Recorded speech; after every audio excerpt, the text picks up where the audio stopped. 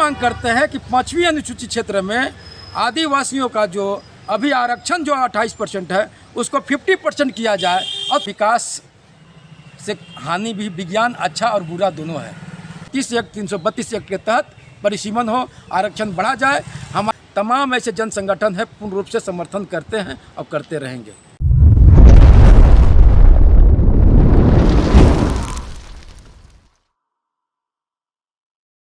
परिसीमन क्या है पहले बता दीजिए।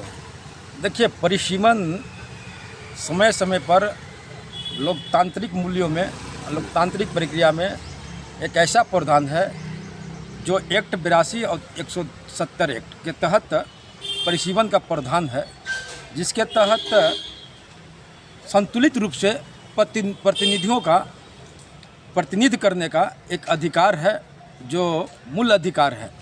ये परिसीमन हुआ। और एक प्रश्न आपने और कहा था कि झारखंड में परिसीमन होना चाहिए अन्यथा नहीं होना चाहिए। देखिए, झारखंड क्या पूरे देश में परिसीमन होना चाहिए समय समय पर, लेकिन इसका यह भी दूसरी आंकड़ा है कि झारखंड एक 5वीं अनुसूचित क्षेत्र में आता है।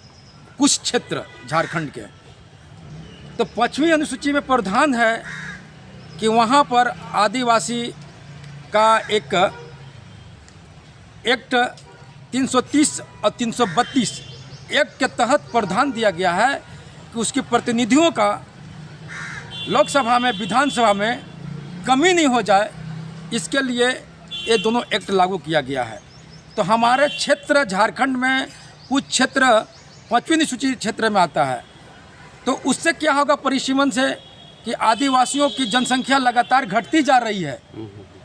आखिर पूरे विश्व में जनसंख्या बढ़ रही है और आदिवासी की जनसंख्या क्यों घट रही है, ये पर गौर करने वाली बात होगी।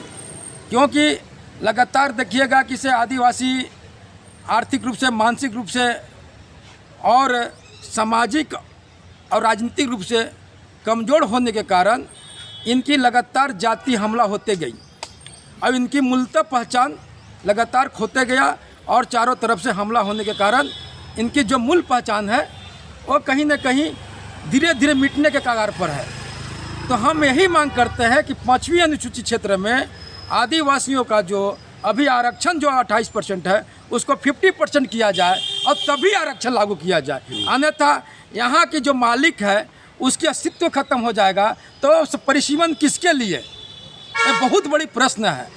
आज देखिएगा कि जो आदिवासी को प्रतिनिधि जो देखने को मिलता है लोकसभा में, विधानसभा में, वो परिसीमन होने से झारखंड में घट जाएगी। एक्ट 330 कहता है कि आदिवासियों को लोकसभा में सीट नहीं घटना चाहिए, इसके लिए 330 एक्ट बनाया गया है संविधान में। दूसरी एक्ट है 332 एक्ट, जो विधानसभा में आदिवासियों की जनसंख्या नहीं घटे, प्रतिनिधि नहीं घटे, उसके लिए ये सुरक्षा कवच के रूप में है।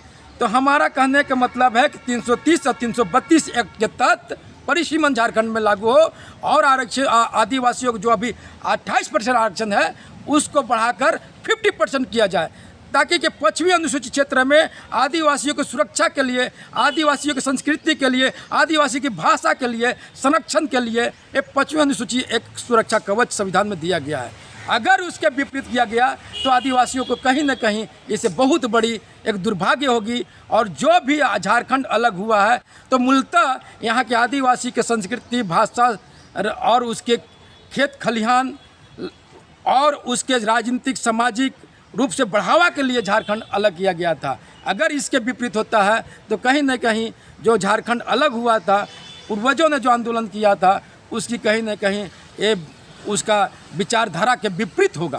आदिवासी लोग परिसीमन का विरोध कर रहे हैं, उसको कैसे आप देख रहे हैं? देखिए, हमारा कहने का मतलब है कि विकास से हानि भी विज्ञान अच्छा और बुरा दोनों है, लेकिन उसको सुधार करके लागू करना चाहिए।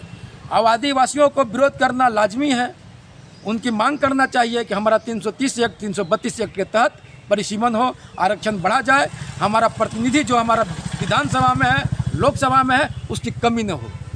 जिस तरह से उन लोग बड़ा आंदोलन भी करने वाले हैं, तो आपका क्या रहेगा उसमें? सहयोग रहेगा, सपोर्ट रहेगा? आपका क्या समर्थन रहेगा? देखिए, हम लगातार आदिवासी मूलवासी के जन मुद्दाओं जन भावनाओं, भाषा, संस्कृति, स्थानीय नीति, नियोजन नीति, विस्थापन नीति, वन अधिकार अधिनियम, तमाम इन जन मुद्दाओं के लिए हम लड़ते रहे हैं।